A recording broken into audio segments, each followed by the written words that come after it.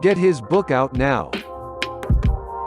All right, Unique Mecca Audio here, man. I'm getting ready to tell you one, man. It's for the youngins, man, so you know how vicious this thing is and how violent they get in the prison, man. So you don't think it's nothing nice. So if you're committing crime, whatever you're doing, stay out that lane, because, ain't nobody, immune from this, right? But we in California, right?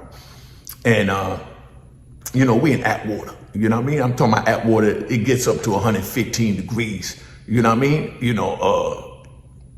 in the daytime, so we get up early morning, about 6 o'clock in the morning, we start drinking water. So we drink about a gallon of water, before 9 o'clock, 8:39. So that after we eat breakfast, we go in, brush our teeth, get ready or whatever. We get our workout gear, we go to the yard, we go work out. I used to go work out my man Minx in the yard, Rest in peace to Minx, Mario, Say a prayer for my brother. He got killed, a couple of weeks ago in the joint. So this is dedicated to my man Minx, So now, me, Minx, and, one of the other little homies from DC, we go out there and we go work out every day. We doing our little push-ups and stuff and, burpees and, crunches and all that. So we sitting out there and they got like a soccer goal and, we ain't allowed to work out, so they don't have no workout equipment. So we do whatever, like we go over to the sink, and where the sink meets in a catty corner like this, we put our chest in between that and we do the push-ups, the dips on that. So that's the dip bar, the cement around the toilet, in the water fountain. And then we got the soccer goal and we do the pull-ups on the soccer goal, right? 100-something degrees. So we out there working out every day. And just to show you how crazy it is, one of the little young homies came in and he working out with us. And he in the cell with a dude from what they call the Dirty South. I ain't gonna say exactly where, because I ain't trying to put the brother out there like that.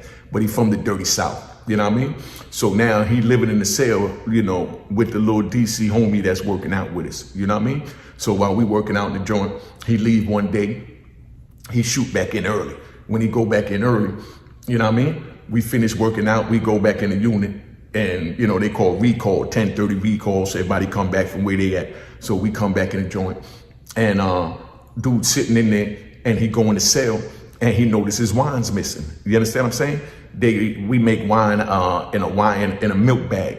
The milk bag that they serve milk in the crate early in the morning. They got these big, thick plastic bags that hold the smell in and it's strong. And they got a hose on it that, you pick the little handle up and the milk drip out the thing. But when they done with it, they save the milk bag and they turn around and they sell the milk bag for like 5 books of stamps because, that's the bag to hold the brewery. So now, dude making little 5 gallons of wine in the joint. He come back from working out, he going his wine missing. He pissed off, so, police done took his wine. He go down there to go scream on the police because he needed that money. That little wine money. Because when he done with that little 5 gallons, he gonna make about $250, $300, maybe even $500 off that joint.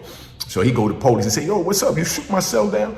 Police said, nah, I ain't shake your cell down. I ain't even shake no cells down. I don't want no problems with none of y'all. He said, yeah, but something missing out my cell. He said, well, you need to check your homies because I'm not going in your cell because I don't need no problems from none of y'all. I get off at 4 o'clock and I'm going home and y'all stay here and do whatever y'all do. And I'm minding my business. So he go back up there and he asks his cellie, yo, what's up? He asking people, did you see anybody go in my cell? They say, nah, ain't nobody been in your cell. We ain't doing that. So the next thing you know, he figured out that it had to have been his cellie. You understand what I'm saying? So he gets in an argument with his cellie saying, I know you took my joint, da-da-da-da. So he goes across the compound now, the Dirty South dude, to his homie's, cell, homie's unit. So when he go over there to his homie's unit, he chilling out with them, they smoking weed, they drinking wine, and they kicking it, and he telling them what happened. But before he went over there, when he was arguing with the little homie, Minx told him, yo, leave it alone. I'm gonna find out what happened. If he took it, I'm gonna make sure you get paid, but leave it alone. If he took it, I'm gonna make sure you get paid, and I'm gonna discipline him because that's my homie. You know what I mean? But you ain't gonna be talking to my homie any kind of way. So dude leaves, go back on the other side to go hang out with his homies and all that. He gave Minx his word he was gonna let him find out what happened with the wine because Minx said he gonna pay him. Rest in peace to Minx again.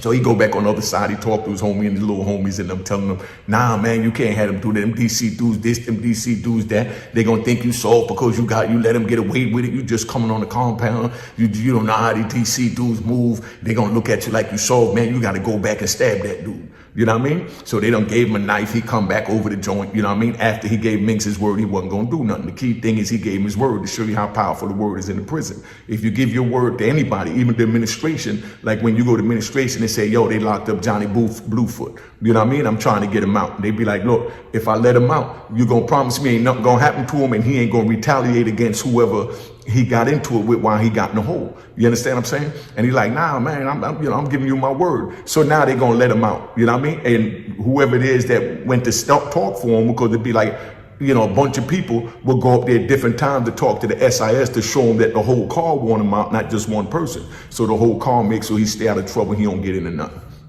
So now that's the word. Keep that in mind. Same way dude gave the Dirty South dude gave Minx his word that he wasn't going to do nothing.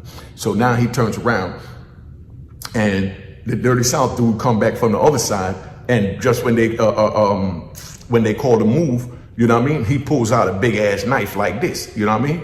And he goes at the dude, his cellie that took the wine. So they fighting and carried on, and, you know, boom, boom, boom, boom. And, you know, one of the other DC dudes throw him a cane. He got the cane. He backing him off with the knife, and they having a sword fight with a knife and a cane, and they carried on out there, and they, you know what I mean? They going at it. Police start shooting and everything. So we winds up getting on the ground and all that. They come, they locked them up. You understand what I'm saying? But now, before he got locked up, when the dude was on the other side, I asked the little DC homie, I said, yo, you know what I mean? Why would you take your cellie's wine? You know he gonna know it's you, and you in the cell with him. You gotta be at peace with your cellie, because if anything happened, he gotta hold you down, and vice versa. If somebody come in the cell to do anything to either one of y'all, and he's like, yeah, but that nigga soft. And I'm like, damn, how you come up with the conclusion he's soft? Now listen to this one. He said he's soft because he had a pair of glasses like these Versace's. You know what I mean? He had the little cheap joints that, you know, you buy on like 125th Street or 116th Street or Fordham Road or wherever y'all buy them from in your little state, you know, little $5 glasses. So now he said he traded me them for a pair of institutional glasses, and, you know, so he gave me his Versace's for a pair of $5 glasses. So I had to remind him that those are not Versace's, my nigga. Those are fake Versace's. They fake. You know what I mean? And he's like, nah, man, them joints is Versace's. You know what I mean? Because he know he gonna look good in them like if they Versace. You know what I mean? So, you know, he took dude giving him a pair of $5 glasses from the street that go for $150 in the joint for a pair of $5 glasses from the commissary. You understand what I'm saying? So he take it that he's soft, like if he was scared of him, that's why he made that trade. But the dude made the trade because the dude know, you know what I mean, in his head, just like, you know, the rest of us, you know that they fake. So they still only worth $5. But he took it that he was soft because he gave him the glasses.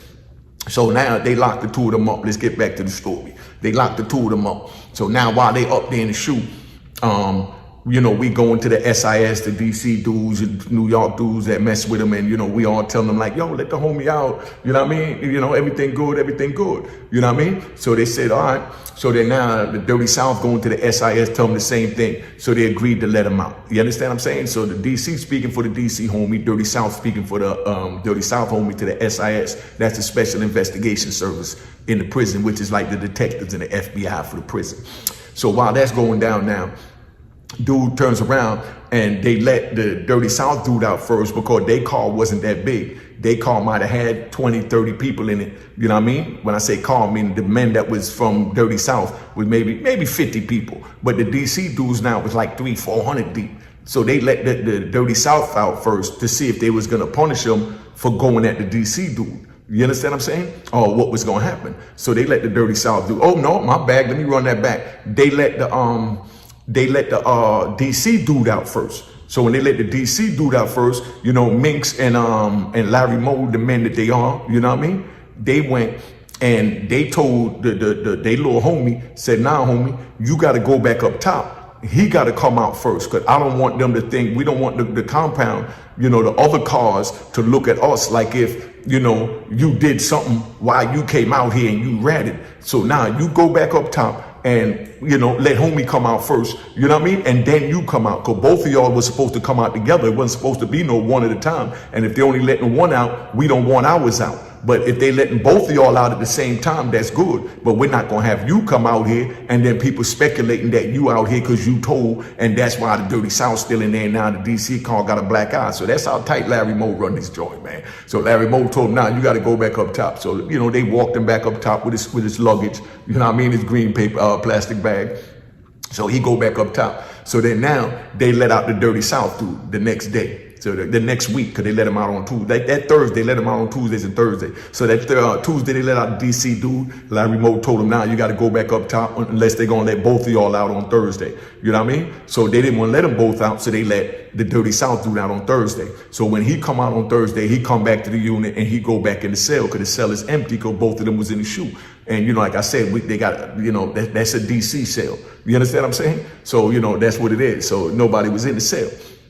So dude come back, they put him in the cell. So now when he come in the cell, all the DC dudes coming like flies on shit to the unit. They ready to punish this nigga. You understand what I'm saying? Because they let him out, you know what I mean, by himself. And he came out without the little homie when the DC dudes, Larry Moe was man enough to say, "Nah, we're not going to let ours out unless they both come out." You know what I mean? Something like what Kevin Childs did when, that's how men do. When he was going to trial and they offered him 10, he said, "Only way I'm going to take the 10 years if you give my man 10 years. So Larry Moe was on the same type of, man time where he told him, "Only way you coming out," you know what I mean, is if they letting both of y'all out. So that's the same thing the Dirty South should have did, but they didn't do that. They let him out. So when he come out, all the DC dudes come, they ready to punish him up and stab him up now. So he goes in the cell, and when they ready to stab him up, Minks told him, "Nah, y'all don't do nothing, stand down." He gave me his word that he was going to let me handle it, and he wasn't going to do nothing. And I even told him I was going to pay him, you know what I mean? And that I was going to discipline the homie, but instead he came back with a knife. So on the strength of that, now I got to punish him. You know what I mean? And I don't need none of y'all in there with him because that's between me and him. He gave me his word, so he violated his word to me. You know what I mean? And dudes was in their body a little bit, but they knew he was right. So Minks go in the cell, knocking, rocking and rolling with the dude. Dude wasn't nothing soft. Let's get that right. So they had a little boom, boom, boom in the cell. Moose hooked off on him. He saw he couldn't really deal with Minks. So he ran out the cell. So when he ran out the cell, he seen all these DC dudes lined up on the top tier, you know what I mean, where the cell was at. So when he come out the joint, you know what I mean, niggas is hooking at him, you know what I mean, niggas got knives and all that. So he run and he jumps over the tier, you know what I mean, and he jumped from the second floor in the dormitory and he ran to the front. So I'm telling you, youngins, don't get involved in this because this is what go on in the prison. So he jumps over the tier to get away from the 20 DC dudes up there trying to stab him up, and he makes it to the front door. As soon as he make it to the front door, he took a sigh of relief. He thinking he cool. But then here come Larry Moe that took a little longer to get out of his knife because he wanted to get the special knife, the joint that looked like a Christmas tree that got the jigs on, looked like a fish scale. So now as soon as he run out, Larry Moe hits him, bomb. So when he hits him in the gut, you know what I mean, he pulls the joint out. When he pulls the joint out, it went in so deep, it pulls his intestines out. You know what I mean? So dude grabs his stomach and he tries to run, and Larry Moe hit him again, bang. So when he hit him again, he pulled him out. Now his intestines is hanging on the ground. Intestines is like 4 feet in your stomach. You know what I mean? So you can imagine nigga intestines with blood and everything. He holding his hand and he running. So he ran across the hall to my unit now to get to the police. But there they got what they call a sally port. You know what I mean? The sally port is a little sliding door that's run out of control. And then they got a door in the unit that the police have a key for to let him in. But the sally port was open, so he run the sally port and he banging on the door. And here come Larry Moe coming behind him, ready to punish him again. And he begging the police to let him in. So when the police look and see this man with his intestines hanging out in the sally port hallway, he panicking. And he like, I'm not opening the door. But now he see Larry Moe coming, but Larry Moe, you know what I mean, don't care about none of that because he's straight man. You know what I mean? He holding down the homie. So the police hurried up and called center control, close the slider, close the slider. So they closed the slider. And when they closed the slider, Larry Moe couldn't get to him no more, but the dude stuck in there with his intestines hanging out in the joint. You understand what I'm saying? So now, they wound up locking the joint down. They move him back and all that. You know what I mean? They take him out and rush him to the hospital. The dude made it or whatever. But you know what I mean? That's just how it go into prison, man. You know what I mean? Rest in peace to Minks and big shout out to Larry Moe. You know what I mean? But I'm just letting the youngins know, man, it's real in there, man. You give your word on something. It's not like out here where you tell somebody you're going to do something, you don't do it, and nobody care if you do it or not because this and that. Nah, you give your word and you violate your word, you get punished, my nigga. You know what I mean? But like I said, they keep it within the car. So that's why Minks told the dude, yo, you stealing? You know what I mean? We from DC, we the elders, we don't steal from nobody. If you wanted the wine from him, Larry Moe and Minks both told him, you should have just took it in his face. You know what I mean? And give him a straight up, let him fight for it. But you don't sneak thief him and take it while he in the yard, he coming back, going to the police and all that. So, Larry Moe and them wasn't with that. You know what I mean? Period. You know what I mean? So, that's how that went down, man. But, it's just real, man. Like I said, y'all out here saying things you don't mean and calling people names that ain't right and this and that. And it ain't right. But, you know what I mean? Because there's no consequences to it. But that's one of the consequences in prison, man. So when I tell you these stories, don't think that, I'm glorifying it or nothing like that. I just want y'all to know the real what time it is, man. It ain't nothing nice on the inside, man. It ain't nothing nice. Big shout out to Antone White. Rest in peace, Mings. Big shout out to my man, Larry Moe. You know what I mean? ER, the whole family. You know what I mean? Rat, Big Red. You understand what I'm saying? It's all men, man. I mean, that's what we do. You know what I mean? But, I'm going to tap out now. And I've been here long enough. I just wanted to give you all that story about, honoring your word. You understand what I'm saying? Honoring your word. So maybe y'all realize that there's consequences to actions. Because back in the day, they used to decapitate you for lying. You understand what I'm saying? You never know. I'm talking about it wasn't no rolling up on you, doing a drive-by, innocent kids getting shot, nigga walk right up in your face and give you 2 to the head. You know what I mean? That's consequences for, you know what I mean? So I'm telling y'all, let me tap out. Been on here long enough. I just want to let everybody know, don't commit a life of crime. Don't get involved in the bull crap. It ain't worth it. You know what I mean? Because you don't know where you're going to wind up. And you don't know when you're going to wind up in that situation. And the only way to avoid walking up in that situation is not getting involved with the bullshit. All right? Cheers. Toast the crime. Toast the crime. The crime. The crime. The crime.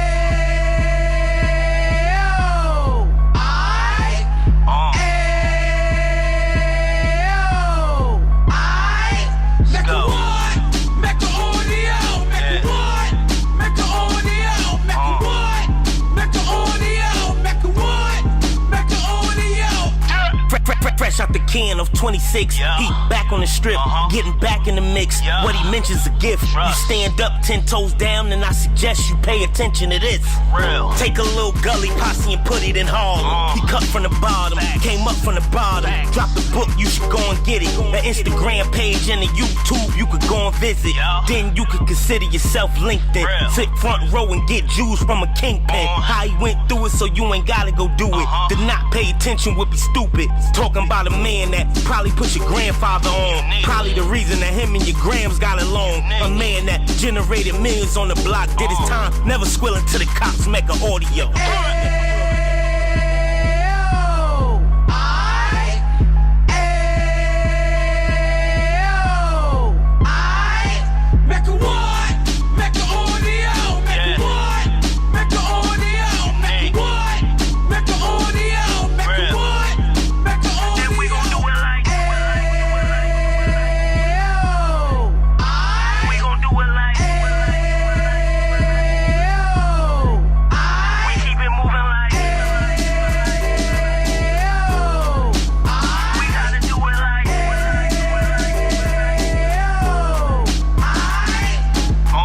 Get it live like 2 G's in the 90s. Drop top beamer so shiny. I let shorty go, she was whining. Treat her like my past, she behind me. Spend a couple bands on the Dapper Dan. You be back again, getting green like a Packers fan. No cap, it's a roaring uptown. They be horn uptown, Dominican bust downs. Now we on the positive, we got a lot to give. Now he trying to stop the kids from being inoperative. So take heed, homie, lend a ear. He started in uptown, he gon' finish dead. But now it ain't about selling drugs, buying cars. It's about buying property to make the community yours. So we can give back to the youth them. Cause they the truth them. And bless up to all the root men.